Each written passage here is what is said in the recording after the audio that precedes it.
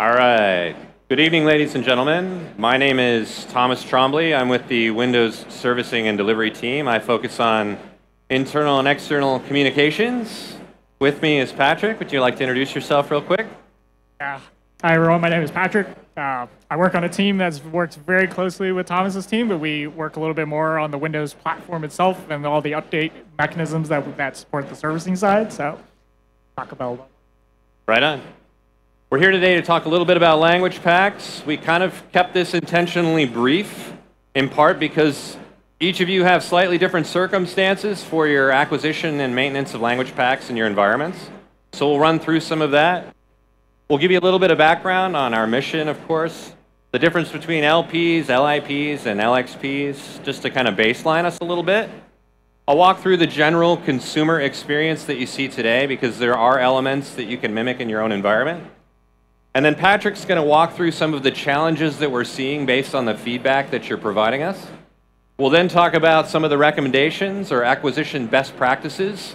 And then I'll touch a little bit on what's coming in the 1809 release, or RS5, that's coming out next week. It's already been announced through a blog, but we'll go ahead and touch on that anyway. And then we'll save a little bit of time for Q&A at the end.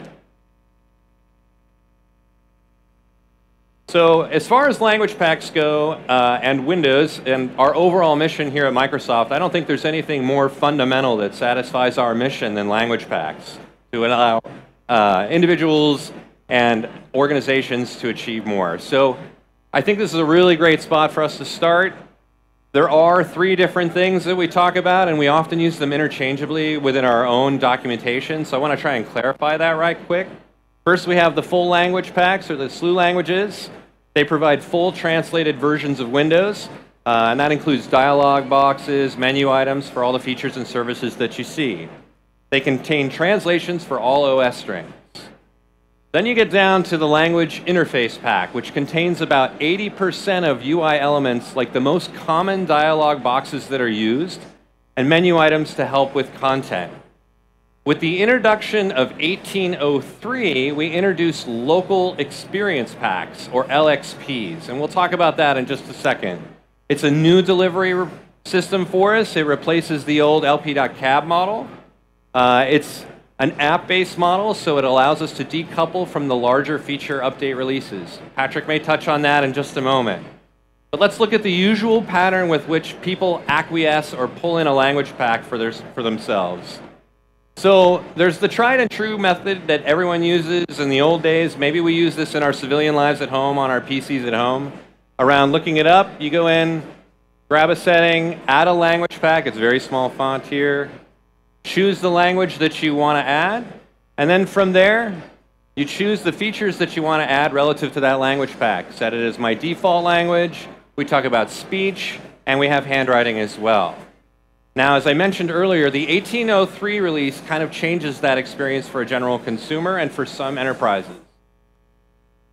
Now you can go into the Microsoft Store or the Microsoft Store for Business and leverage local experience packs.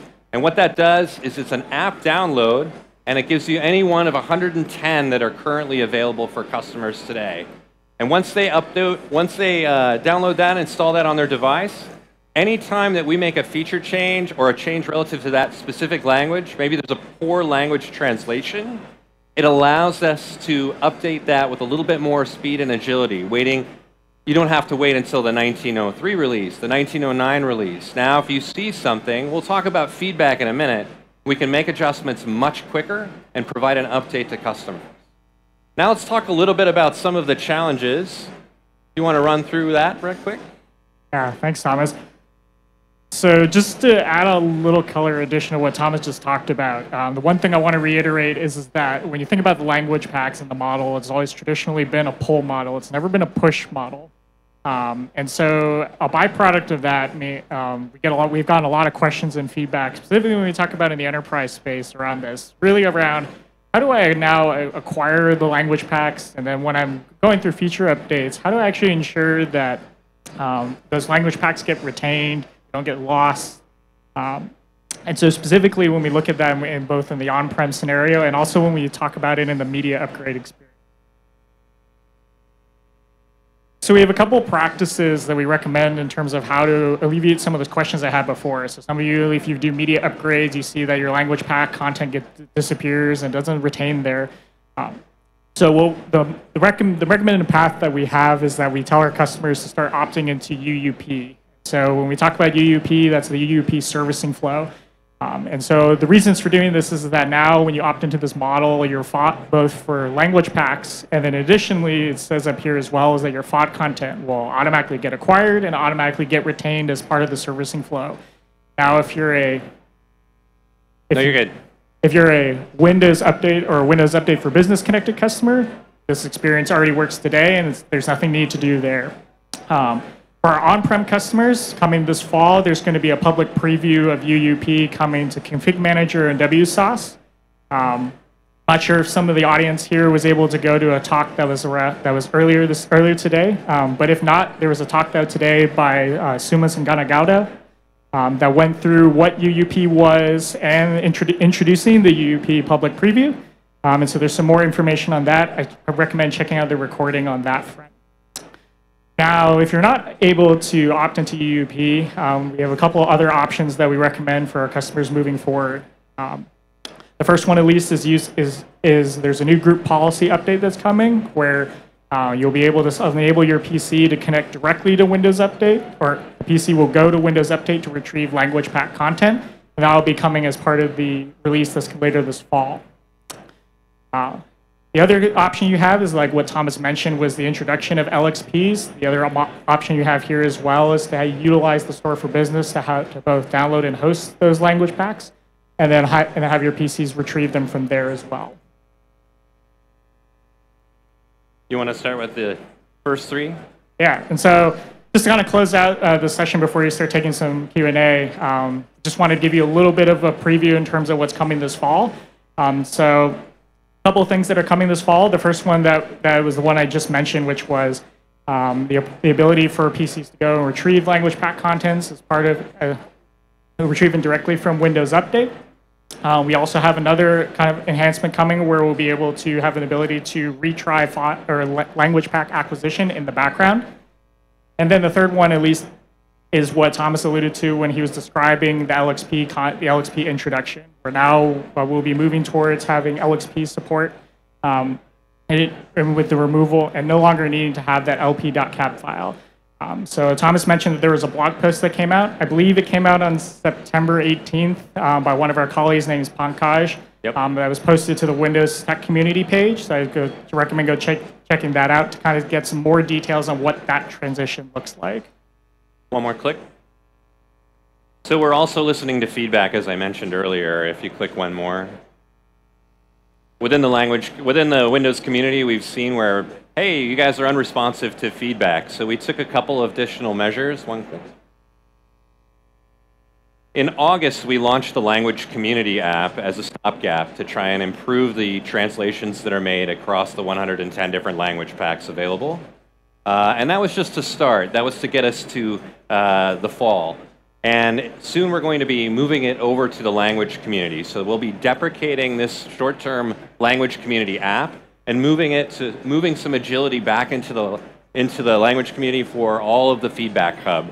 And then you can provide feedback, say that's a bad translation, we need to get that corrected, and we'll correct it right away and then drop it into the LXP and make it available. So we kept this intentionally short because I think there were some scenarios. Eric, you had mentioned a couple of scenarios where deploying a language pack or deploying a feature update in a particular language. You want to state your question real quick? Let me grab the mic here and I'll...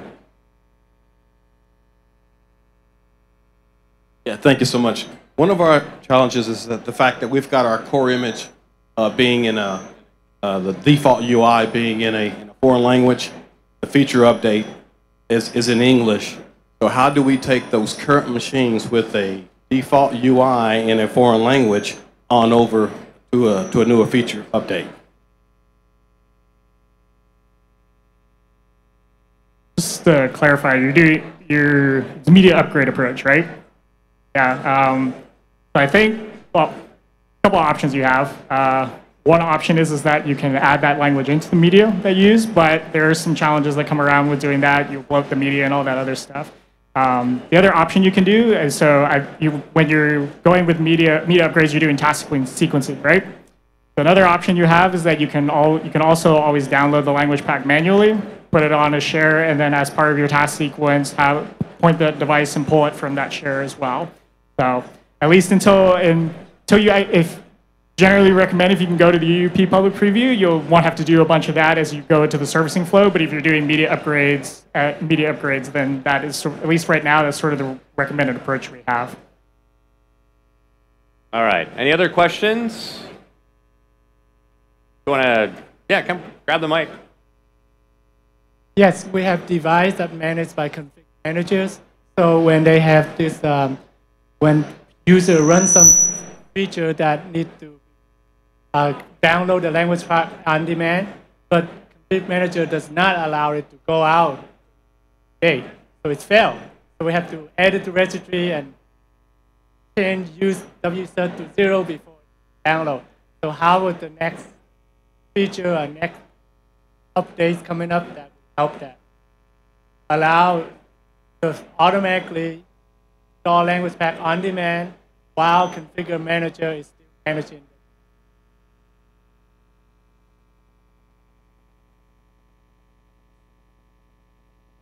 Just want to make sure I understand your question correctly and I heard it correctly. So I think your question was asking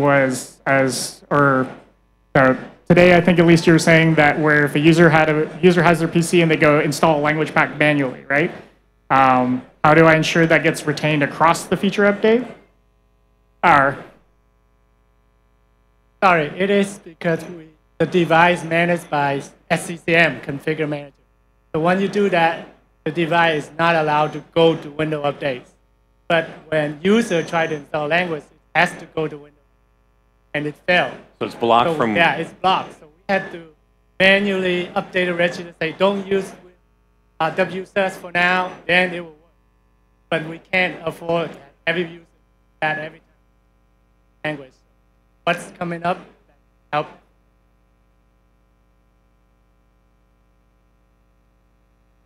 Yes, so I think in that specific scenario, I think that's sort of where I think this is sort of where LXP, I think the evolution of LXPs is going to start going towards, I think the next evolution of what LXPs will give is part of Store for Business.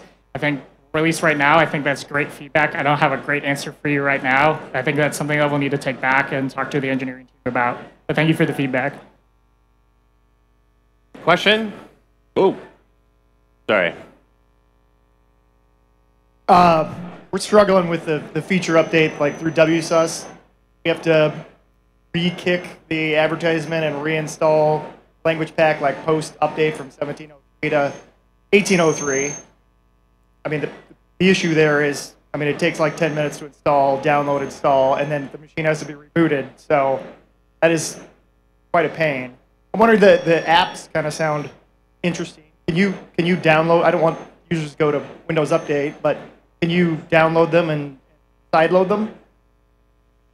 I believe you could save that LXP file or the LXP file from Microsoft Store. You want to save it, make it available on a share? Or? Yeah, I'll put it on the machine and just sideload it in that same process. I think that would be. I don't think I've run through that direct scenario, but I don't think that would. If it would violate terms. I think it just depends if you make the AppX available for download. That's. Grab the mic. I mean, at the end of the day, with the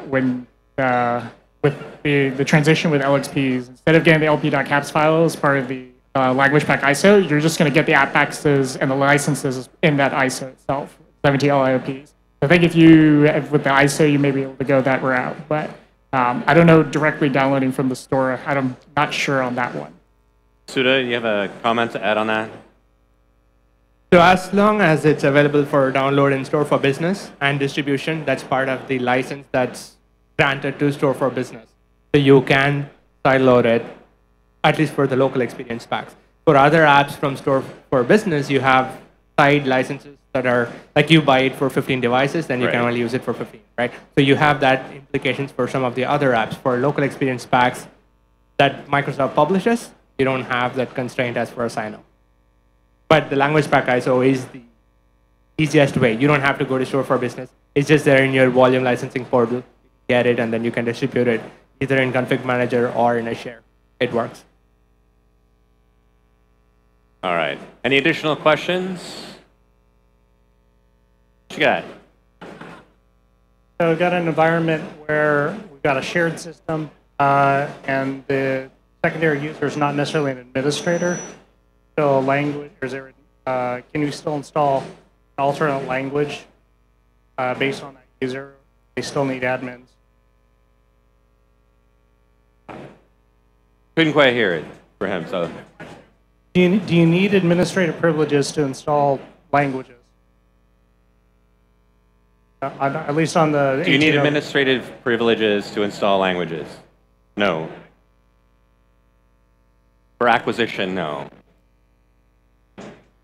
And the second question I had was, what about when you have a Windows 10 upgrade and you have a pre-existing language? What we had found was that you had to get new language packs downloaded for that installation to work. Is it a question of preservation in the upgrade from 7 to 10? Well, 10 to 10, actually. 10 to 10. Like a 1607 to an 1803 type thing. And is it preserved when making that migration move? Should, by default. Are you talking, when you're talking about that update, is it an immediate upgrade?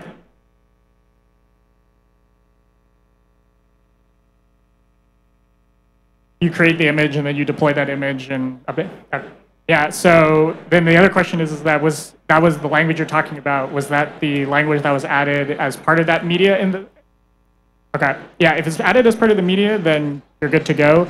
But say, to make sure I'm understanding, so say, for example, you had a machine that had English on it, and then the user installed French on it.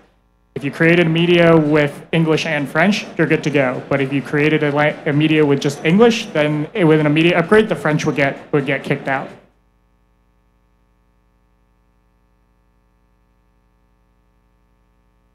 Yeah, I would like to know what triggers the feature-on-demand installations like speech or handwriting or something like that. If you use the English version, so we are globally installing English international or US versions, but in some regions it happens that the Windows 10 machine tries to install some feature updates. In others not, so I'm not so sure what exactly triggers that the machine wants to add additional features on demand. Yeah.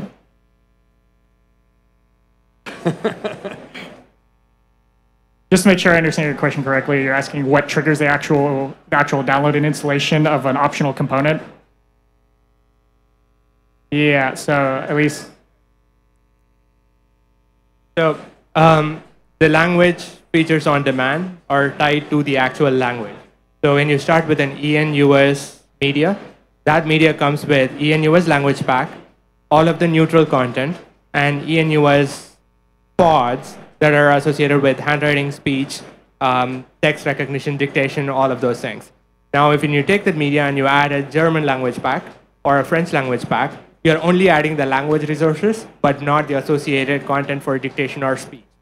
So when the first user logs into the machine and picks that as their default language, then it needs those other content to be able to do speech recognition or handwriting recognition.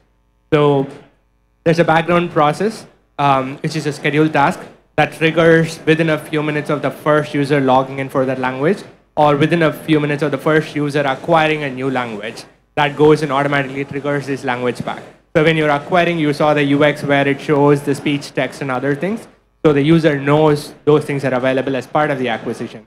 But if an admin preloads it, then the user didn't specify the intent, then the background task tries to acquire everything that is required. So there's two sections. One is required, the other is optional. Required, you cannot remove. Optional, you can uncheck in the UX. The background does the same thing.